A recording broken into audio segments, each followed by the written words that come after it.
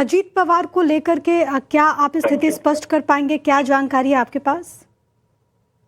Madam, जैसे मैंने आपको बताया है कि हमने वो जो हमें अभी तक डिजीज बॉडीज मिली है उनको हमने हॉस्पिटल में भेजा है। The identity confirmation is going on. Immediately आपको अपडेट कर दिया जाएगा। Thank you. धन्यवाद आपका हमारे साथ जुड़ने के लिए। तो ये आपने सुना पुणे एसपी ग्रामीण को संदीप सिंह गिल। हालांकि उन्होंने कहा है कि अभी आइडेंटिफिकेशन के बारे में इंफॉर्मेशन नहीं है। 3 लोगों को उन्होंने कहा कि अस्पताल में एडमिट किया गया, लेकिन एक बड़ी घटना है जो यहाँ पर घटी है। थे और अजीत पवार जी भी उसमें सवार थे, ऐसी सूचना आ रही है। अगर ये सच है तो आज का दिन दुर्भाग्य का दिन है।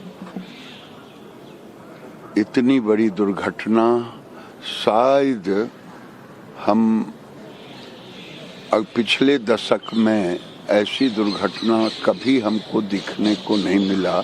ये दिल को दहला देने वाली दुर्घटना है। भगवान करे उन सभी लोगों के परिवारों को शक्ति दें। इतनी बड़ी घटना।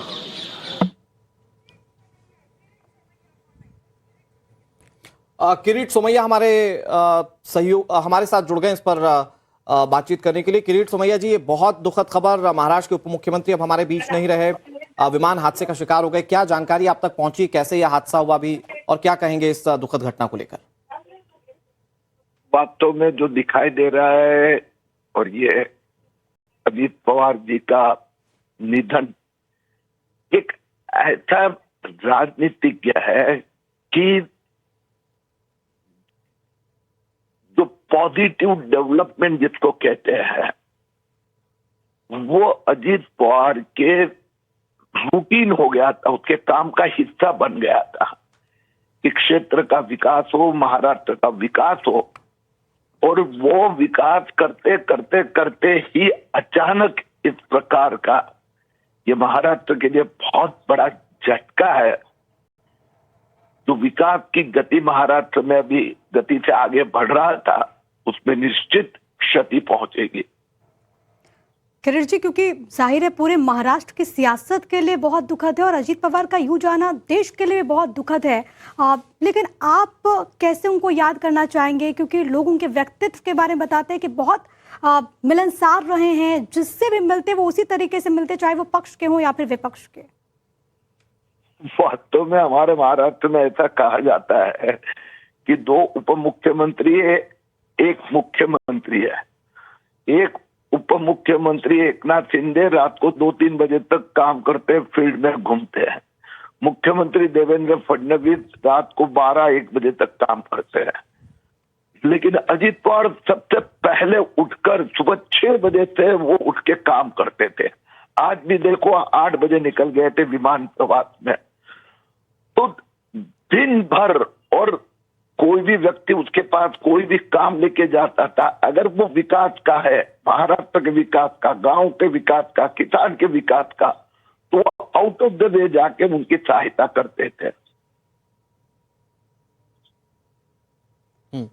और यही सहायता किरीट सोमैया जी उन्हें एक अलग नेता बनाती है, स्पेशली बारामती के उस क्षेत्र में जहां पर आज उन्हें कार्यक्रम में शामिल होना था। उनका बड़ा वर्चस्व था, यहाँ के विधायक थे, और यहीं पर कार्यक्रम में जाते वक्त वो हादसे का शिकार हुए। किरीट जी, बहुत दुखद घटना है।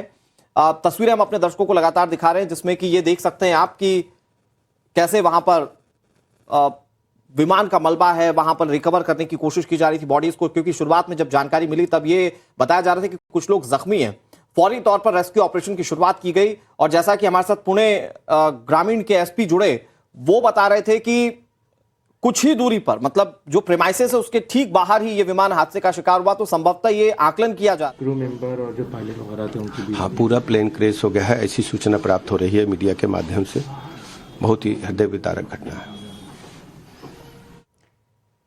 यूपी के उप मुख्यमंत्री ब्रजेश पाठक को अभी आपने सुना, और यकीन कर पाना बहुत मुश्किल है। आपने इससे पहले केंद्रीय मंत्री गिरिराज सिंह को भी सुना।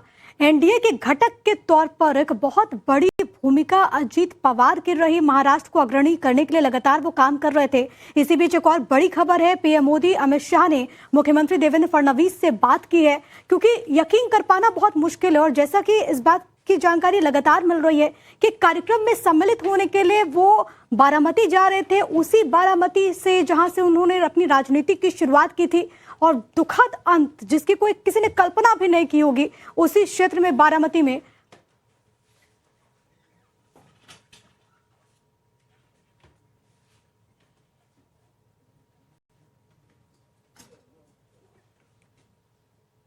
तो अजीत पवार से जुड़ी हुई इस वक्त की ये बड़ी खबर है। पीएम मोदी और अमित शाह ने मुख्यमंत्री देवेंद्र फडणवीस से बात की है।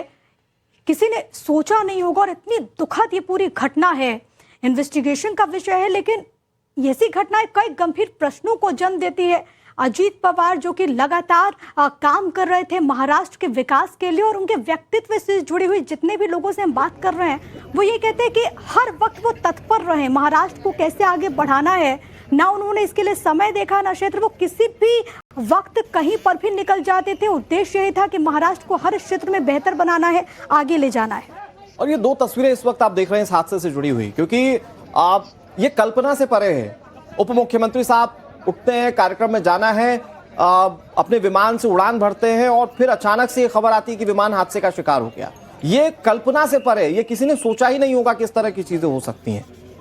आप ये तस्वीरें देखिए, एक तरफ तो अजीत पवार की वो रैलियां या वो कार्यक्रम जिसमें कि वो अमूमन सम्मिलित हुआ करते थे, उनका स्वागत बड़े जोर शोर से किया जाता था, लेकिन अब प्रशंसकों को ये दुखद खबर झेलनी पड़ रही है। अभी जिस तरह से पुणे पुलिस की ओर से, पुणे ग्रामीण पुलिस की ओर से ये बताया गया कि 3 बॉडीज जो है वो रिकवर की गई है और उनके आइडेंटिफिकेशन की प्रक्रिया चल रही है। लेकिन अभी ये खबर है कि अजीत पवार हमारे बीच नहीं रहे। बड़ी खबर यह है कि गृह मंत्री अमित शाह ने महाराष्ट्र के मुख्यमंत्री देवेंद्र फडणवीस से फोन पर बातचीत की। खुद प्रधानमंत्री नरेंद्र मोदी ने भी मुख्यमंत्री देवेंद्र फडणवीस से बातचीत की है। अजीत पवार का जो विमान क्रैश हुआ उस हादसे को लेकर बातचीत की गई। जाहिर बात है कि एनडीए का एक दल रहा है अजीत पवार का गुट, अजीत पवार की राजनीतिक पार्टी, और ऐसे में इसको लेकर कंसर्न गृह मंत्री अमित शाह, पीएम नरेंद्र मोदी की ओर से जताया गया। फिलहाल तो ये सबसे बड़ा सवाल है कि यह हादसा कैसे हुआ। इससे पहले भी कई मौके रहे जब कई राजनीतिज्ञ इसी तरह से विमान हादसे में अपनी जान गंवा चुके हैं। और ये जब हम इतने आधुनिकता की बात करते हैं, इतने सिक्योरिटी की बात करते हैं, इतने ज्यादा सिक्योरिटी मेजर्स के साथ इन फ्लाइट्स को एग्जीक्यूट करने की बात करते हैं, उड़ानों को एग्जीक्यूट करने की बात करते हैं, उन सब के बीच में अगर इस तरह से हादसे होते हैं, ये बहुत सारे सवाल पूछने पर मजबूर करते हैं। और जाहिर बात है कि इस पर महाराष्ट्र की सरकार, केंद्र सरकार कोई ना कोई बड़ा स्टेप जरूर लेंगे। इससे पहले आपको याद होगा कि कैसे विमान हादसे में गुजरात के पूर्व मुख्यमंत्री हादसे का शिकार हुए थे। उससे पहले जनरल विपिन रावत। तो ये विमान हादसे, उससे पहले माधवराव सिंधिया, उससे पहले संजय गांधी, मतलब विमान हादसे की इस तरह की तस्वीरें सामने आई जिसमें हमने कई अपने देश की विभूतियों को खोया है। तो ये सवाल बहुत सारे खड़े करता है। और यहां आज जो सबसे दुखद खबर है वो अजीत पवार को लेकर है। जब उनका विमान हादसे का शिकार हुआ